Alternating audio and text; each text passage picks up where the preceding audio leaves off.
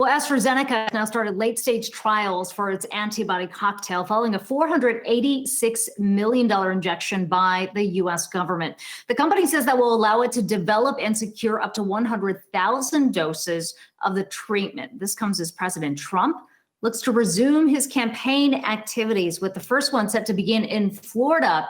This comes less than 10 days after the president was hospitalized for a coronavirus infection. Let's bring in our guest, Dr. Anand Swaminathan. He is an emergency medicine physician in New Jersey. And Dr. Anand, it's great to have you on today. Let's start with that headline from AstraZeneca, because we are seeing those shares up about 1% right now.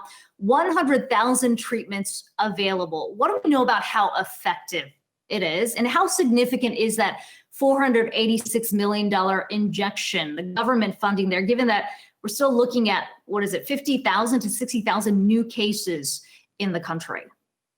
Yeah, thanks for having me on. And that's a great question, because I think what we're seeing is hopeful that we have some new possible therapeutics that we can offer to patients.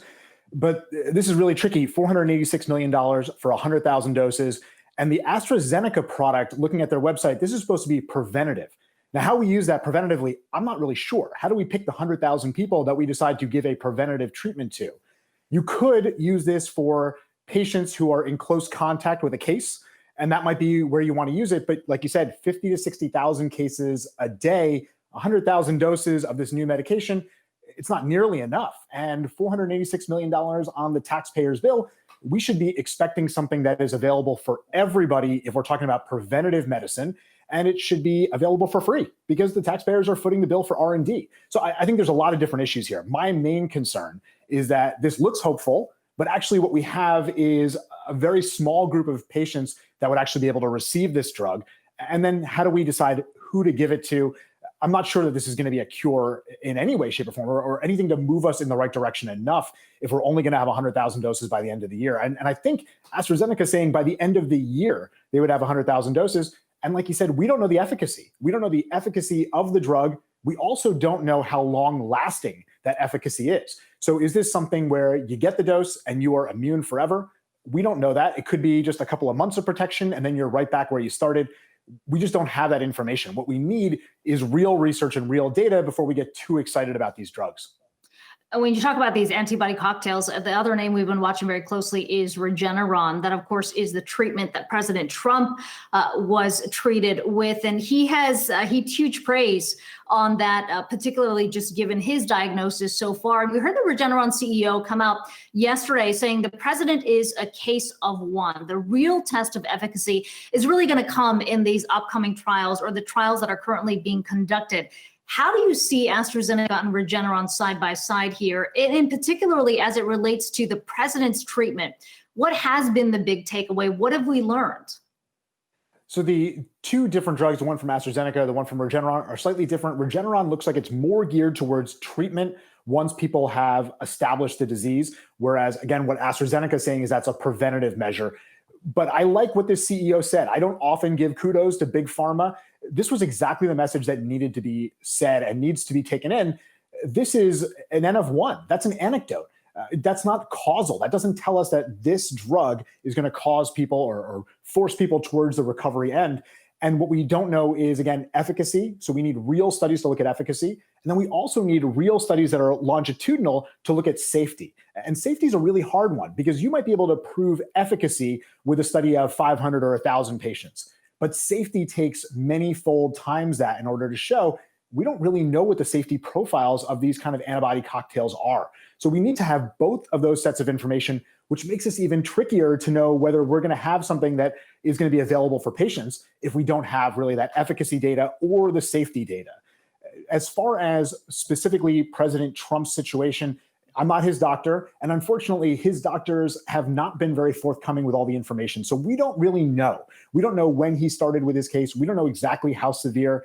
We have to assume, based on the treatments that he was given, the Regeneron, dexamethasone, which is a steroid, the remdesivir, that he at least was in the moderate to severe end of COVID infection.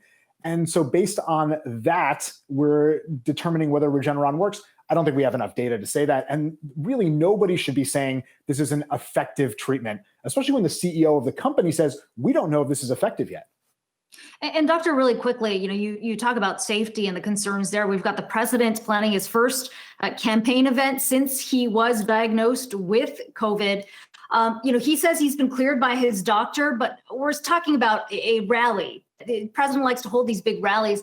Is there any way to do this in a safe manner? In the case of today, we're talking about Florida with the proper contact tracing in place. Frankly, no. There is no safe way to make this happen. First of all, we have to have some skepticism about the claim that he is cleared to go back into doing anything at all, based on the really convoluted information we've had coming out of the doctors from the White House. We don't really know the time course. And the CDC says that 20 days for patients who are moderate to severe, 20 days of quarantine. And we don't have that. Even if we assume that the infection started after that first presidential debate, that's somewhere around September 30th. We're not near 20 days. And that's the CDC's recommendation. So we know that we're not in a safe zone already for him to be going back out. As far as the rallies, a rally is not going to be a safe setting, especially in the rallies that we've been seeing. There's minimal mask wearing. There's absolutely no physical distancing whatsoever. And those are the two public health things that we know make a difference. We have lots of estimates showing that if we simply wear masks and we stay distant from each other, we can save 100,000 lives before the end of the year. And this is data from the IHME. This is well-established information. And that's not what's going on in the rally. So there's no situation where a rally is safe. The rally that was held at the White House over the weekend, or maybe it was Friday, I can't remember now, that's not a safe setting either. Not only is it that President Trump is likely still infectious, and again, we don't know that. We're making a lot of conjectures based on the data that we have, but it's everybody else in that crowd. And we already know that Florida has a fairly substantial rate of community transmission of this disease. And then to cram a bunch of people together into a small space, we have to remember that just being outside is not protective.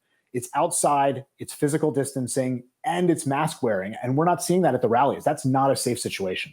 Yeah, a good reminder there that we are far from tackling this virus. We will be watching that rally very closely. Dr. Anand Swaminathan, great to talk to you today.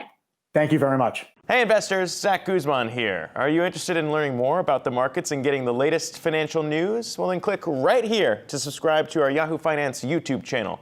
Get the latest up-to-the-minute market analysis, big interviews in the world of finance, and information on how to manage your money every day wherever you are.